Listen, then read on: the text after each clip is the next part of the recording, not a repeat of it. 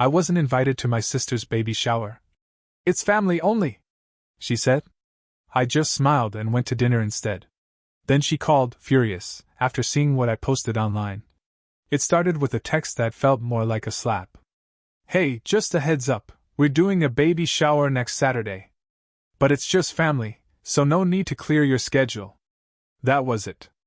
No explanation. No apology. Not even a, hope you understand. And the kicker? It was from my sister, Lauren. We'd always been close. Or at least I thought we were. Sure, we'd drifted a little over the past year. Her new husband, the pregnancy, her sudden obsession with doing everything by the book. But I figured that was just life getting in the way. Not a rift. Not like this. So when she told me, her brother, that I didn't need to clear my schedule for her baby shower because it was just family, something cracked. At first, I thought maybe she forgot I was her family. Maybe it was a badly worded message. Maybe her pregnancy brain was acting up. But the next day, I saw the invite posted in our family group chat. Balloons. A huge cake. Backyard decorations. Join us in celebrating our little miracle, it said. And beneath the image, every cousin, aunt, uncle, and even family friends I barely remembered from childhood. Everyone but me. That's when I knew. This wasn't an accident. This was a decision. And not once did she call to explain. Not even a text to say why. I just stared at the invitation, heart pounding, trying to figure out what I'd done to deserve being cut out like a loose thread. But I didn't ask. I didn't beg. I didn't argue. Instead, I smiled, opened my laptop, and made a reservation. I'd had my eye on this place for a while, Bistro Lyon. One of those upscale, dimly lit restaurants where the wait staff wears black aprons and the menu comes without prices. The kind of place you dress up for, even if you're dining alone. I booked a reservation for one, Friday night. The same evening as Lauren's baby shower. I put on my best charcoal suit, pressed shirt, and cufflinks I hadn't worn since a wedding 2 years ago.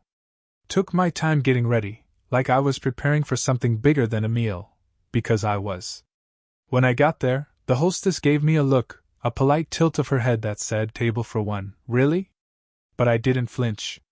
I smiled, nodded, and followed her through a quiet hum of conversation and candlelight to a corner table. The waiter came by with a wine list. I didn't hesitate. "Your best Cabernet, please," I said. "And let's start with the duck confit." The food was as good as the reviews said. Crisp-skinned, perfectly cooked. The kind of meal you don't rush. I sipped wine, sliced slowly, and watched other tables fill with couples, friends, families laughing. And I didn't feel alone. Not really. Before dessert, I pulled out my phone and snapped a photo of the table. The wine glass half full, the plate artfully arranged, a silver spoon resting just right. I posted it with a caption that had been forming in my head all day. "Nothing like spending the evening with people who actually consider you family." I hit post, put the phone face down, and took another bite. I didn't know it at the time, but that caption was going to start something I couldn't take back. By the time I got home, the post had already started to stir. 30 likes. A few thoughtful comments. Then more. An old coworker replied, "This hits harder than I expected. Hope you're okay." A cousin I hadn't seen in years DM'd me. "Wait, you weren't at Lauren's shower? What the hell?" The likes turned into hundreds. Comments into threads. People I barely knew were sharing it with captions like, "This is what quiet class looks like." And, "The shade, though." I didn't say anything. Didn't clarify. Didn't name names. I didn't have to. Lauren's friends knew. Family knew. People who had just come from the baby shower recognized the date, the conflict. Some even messaged me directly, quietly, as if picking a side. "I don't get why you weren't there. You're her brother. You've always been more family to me than half the people at that shower." I didn't reply to most of them. I didn't need the noise. I just let the ripple spread. Then, that night, Lauren texted me. "Lauren, what the hell is this?" No context. No hi. No punctuation. I ignored it. 10 minutes later, she called. I watched the screen light up and die 3 times. Then came the 4th text. You're making me look bad on purpose. You're being manipulative. Grow up.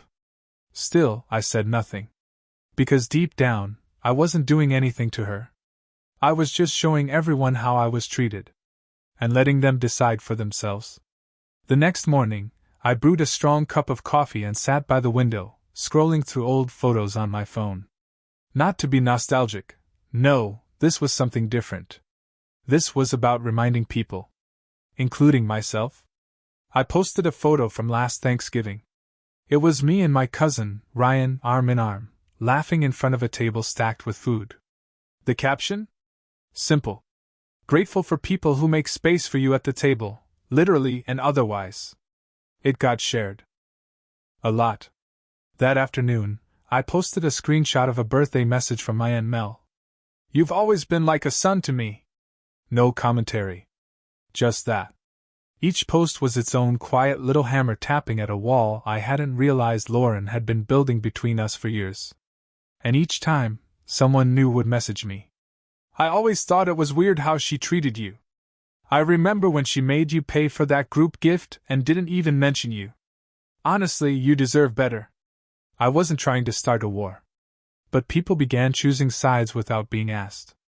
That night, my uncle called, Lauren's godfather. He told me he wasn't thrilled about how things were playing out online, but he understood. I saw that post, he said. And I thought, yeah? That's what family is supposed to be. It was Tuesday night when she finally cracked. My phone rang just past 8 p.m. Lauren again. This time I answered. Her voice came through hot and sharp. You think this is funny? You're ruining everything. I didn't say anything. Just let her talk. You embarrassed me in front of everyone. Aunt June called and asked why you weren't there. Uncle Rob said your post made him cry. Cry, Tom. Do you know how that makes me look? She wasn't mad that she hurt me. She was mad I didn't bury it quietly. I didn't name you, I said. Calm. Flat. You didn't have to, she snapped. Everyone knows it was about me. I took a breath. That's not my fault. Silence on the line. I didn't lie, I continued. I didn't twist anything. I just showed people how I was treated. If that embarrasses you, maybe you should think about why. She let out a bitter laugh. So this is payback, huh? Because you didn't get your little invite? I almost laughed too. But I didn't. This isn't about a party, Lauren. It's about how easy it was for you to write me off. Like I didn't matter. There was a pause. Then she muttered, You're being dramatic. And you're being exposed, I replied. That's when she hung up. It started with a message from Aunt Denise. I had no idea you weren't invited. That's not okay. Then came Uncle Rob. Family only? You're her brother. What am I then, the mailman? Lauren tried to patch it up. She posted a cheerful photo from the shower, surrounded by pastel balloons and tiny onesies, with a caption so sugary it gave me a headache. Blessed beyond words. Thank you to my beautiful family for making today unforgettable. I didn't reply. But someone else did. My cousin Rachel commented. You forgot someone. Or did you exclude him on purpose? The likes on that comment outnumbered the post itself within the hour. By evening, the family group chat was chaos. Everyone had something to say. Most were polite. Some were furious. A few danced around it awkwardly, not naming names but making their point. And then my mom chimed in. I wish you two would talk this out privately. This is not the place. That was rich. Because she'd known. She'd known I wasn't invited. And she said nothing. I didn't respond. Instead, I posted a photo of me and Lauren as kids, grinning with popsicles in hand, faces sticky with summer. The caption read, We used to be close. Then something changed.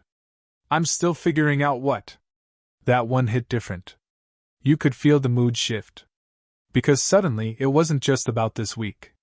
It was about years. Layers. And people were starting to remember. The fallout didn't happen all at once. It came in slow, quiet ripples. A few days after the group chat explosion, I started getting texts from relatives I hadn't spoken to in years. Not the performative kind. The real ones. The ones where you can feel someone trying to reach through the screen and hold your hand. My cousin Drew messaged me a voice note. "Man, I always knew Lauren was a little, I don't know, self-absorbed. But this? I just want you to know we see you. We see what you bring to this family." And then came the messages from the less expected people.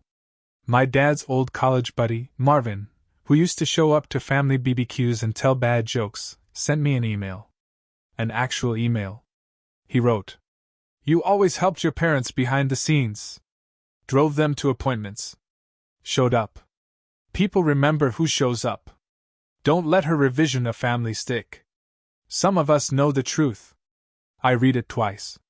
And then I sat there in my living room, same couch, same faded throw pillow Lauren gave me for Christmas 2 years ago, and felt something I hadn't in a long time. Grief. Not the sobbing kind.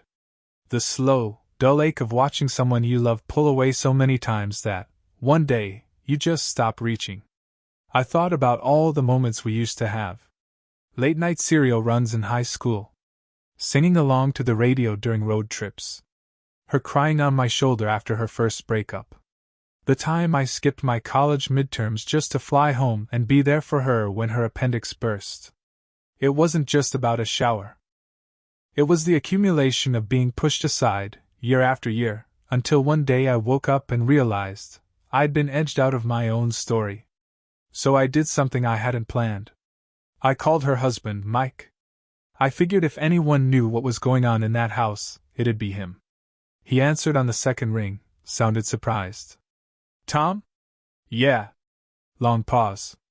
"Is everything okay?" he asked.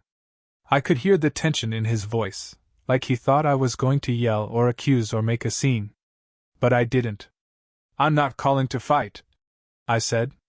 I want to understand." He sighed. Deeply. "She told me you were busy. That you didn't want to come." That stopped me cold. "I didn't want to come?" He paused again. "Yeah. She said you'd been distant, that you made it clear you didn't care about the baby or the shower." I didn't even know how to respond. Because that was a different kind of betrayal, not just cutting me out, but rewriting the narrative so that I looked like the one who walked away. And maybe that was the worst part. Not the exclusion, not the silence, not even the social media fallout. But the fact that my own sister couldn't just be honest about her choices, she had to lie to justify them. I thanked Mike, told him I appreciated his honesty, and hung up. Then I opened my phone, pulled up one last photo, an old one from our childhood. Me and Lauren on Halloween. She's a fairy princess. I'm a vampire. We're holding hands, both grinning like we just discovered what happiness feels like. I posted it with the caption, "Sometimes people rewrite history to make themselves look better. But some of us still remember how it really was." No hashtags. No emojis. Just the truth. By midnight, the post had over 1,000 likes. But I wasn't watching numbers anymore. I was finally letting go. A few days passed. No more calls. No more texts. Just silence. Lauren had gone dark online. No more baby updates. No more curated photos of her life. It was as if she'd slipped behind a curtain to catch her breath, or maybe to lick her wounds. I wasn't sure which. I didn't miss the attention. I missed the closure. So one evening, after too many hours staring at my apartment ceiling, I got in the car and drove. Not to make a scene. Not for revenge. Just to end this on my terms. Her house looked like something out of a catalog. Trimmed hedges. A little chalkboard sign on the porch that said, "Welcome, baby," in bubbly handwriting. The windows glowed soft yellow from inside, warm and staged, like everything Lauren did. I knocked. It took a moment, but she opened the door. She didn't look mad. She looked tired. The kind of tired you feel in your bones when keeping up appearances finally starts to crack your ribs from the inside. She stepped aside without a word. I walked in. The living room was spotless. Of course it was. But the couch had an indent like someone had been curled up there for hours. Probably her. We didn't sit. I talked to Mike, I said quietly. She nodded, eyes unreadable. So, you told him I didn't want to come? Her jaw tightened. I didn't want him to think I was being cruel. Cruel? I repeated. Lauren, you told me, that it was family only. I didn't know how else to say it, she said, voice thin. I didn't want drama at the shower. I just wanted it to be simple. I blinked, stunned by the absurdity of that. So you simplified it by cutting out your brother? She didn't answer. And suddenly, the air between us thickened with all the things we never said. I stepped closer, not aggressive, just present. You don't get to erase me from your life just because I'm inconvenient. I showed up for you. Again and again. Birthdays. Breakups. That time you called me sobbing from a parking lot because your tire blew out, and you didn't want to call Dad. Her eyes glossed over. She looked away. Do you even remember that? I asked. I remember, she whispered. I remember everything. Then why? I wanted to ask. Why make me the villain in a story I never asked to be part of? But I didn't say it. I didn't need to. I think you wanted a certain kind of image, I said instead. And I didn't fit it. That made her flinch. Just a little. I never meant to hurt you, she said finally. But you did. We stood there, years of tension folded neatly between us like the baby clothes stacked in the nursery down the hall. I'm sorry, she said. I really am. And I believed her. I did. But it didn't feel like enough. Because sorry doesn't stitch things back together when someone's been cutting the thread for years. I nodded slowly. I don't need an invitation, Lauren. I need a sister. Her eyes filled, but I turned to go. At the door, I paused. For what it's worth, I said, glancing back, I hope your baby never feels what I felt standing outside that party. She didn't say anything. And I walked away. Not angry. Not broken. Just done. The thing about closure is that it never really feels like you think it will. It's not a movie ending, where you walk away and the credits roll. It's more like silence after thunder. You expect your ears to ring, but instead, it's just stillness. And you have to decide what to do with that stillness. I didn't hear from Lauren after that night. No follow-up text. No call. No awkward olive branch wrapped in a passive-aggressive apology. Just nothing. And honestly, that was fine. Because I wasn't looking for a second act. I wasn't hoping for reconciliation or one of those tearful family reunions where someone finally gets it. I had already made peace with the idea that some people won't see your worth until it's trending. But the world didn't stop turning. My inbox was still full of quiet messages. Former classmates. Distant relatives. Even a few strangers who found the post through a friend of a friend. They didn't want gossip. They wanted to say they'd felt it too. That slow drift away from people you thought would always be there. That sting of being left out of rooms you used to belong to. And through that, I realized something. This wasn't just about Lauren. It never was. It was about a pattern. A lifetime of showing up for people who only showed up when it was convenient. About being expected to stay quiet, polite, supportive, even when that support came at the cost of your own dignity. So I started making small changes. I called Aunt Mel and asked her to lunch. Just because. No agenda. We talked for hours. I sent a birthday card to my cousin's kid with a handwritten note and a Lego set he'd been eyeing. I even reached out to my dad, who I hadn't talked to much since the divorce. We met for coffee. He didn't bring up the drama, just asked if I had been sleeping okay. That was enough. And somewhere along the way, I felt something unexpected, pride. Not the boastful kind. The quiet kind. The kind that settles into your chest like a warm drink after a cold day. Because despite everything, being excluded, talked about, painted as the problem, I'd stayed true to myself. I hadn't lashed out. I hadn't stooped to her level. I just told the truth. And the truth had done the work for me. One afternoon, about 3 weeks after the baby shower, I was walking through a local bookstore when someone tapped my shoulder. It was one of Lauren's friends. Jess. She looked uncomfortable. Hey. I just wanted to say, I didn't know you weren't invited. I assumed you were out of town or something. I nodded. A lot of people did. She hesitated. I don't want to get in the middle, but it didn't feel right. You not being there. Everyone could feel it. I didn't respond. I didn't need to. She said one more thing before walking off. Whatever you did online, it worked. People noticed. And then she left. I bought a book. Took the long way home. And when I got there, I sat on the couch and stared at the ceiling again. But this time, not because I was replaying the past. This time, I was just breathing. Fully. Finally. I didn't need revenge. I didn't need an apology. I'd already won. It's funny how something as simple as a text message, 6 words, no punctuation, can pull the thread that unravels a whole family dynamic. It's just family, don't worry. I think about that line sometimes. Not with anger, not anymore. But with the kind of curiosity you feel when you look back on a memory and realize just how different you are now than you were then. Lauren and I haven't really spoken since that night at her house.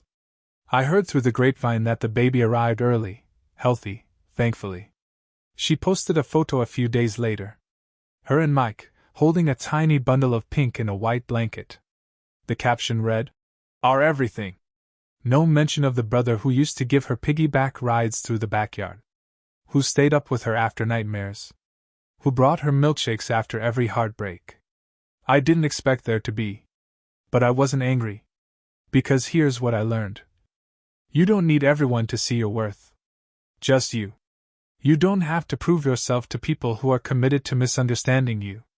And sometimes, the most powerful response isn't yelling or demanding answers. It's standing in your truth and letting silence speak where words won't. I've built something for myself since then. Not a big thing. Not loud. But real.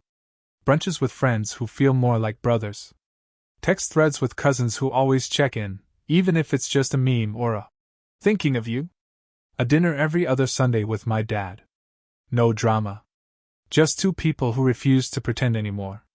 And that's the thing about family. Sometimes it's blood. Sometimes it's history. But more often than not, it's the people who show up. Who sit with you when you're quiet. Who pull up a chair without being asked. If I could go back and speak to that version of me, the one staring at a baby shower invite that never came, I'd tell him this. You didn't lose a family. You just finally saw who they really were. And once you see that, you stop begging for a seat at the table. You build your own. And the right people show up, every single time.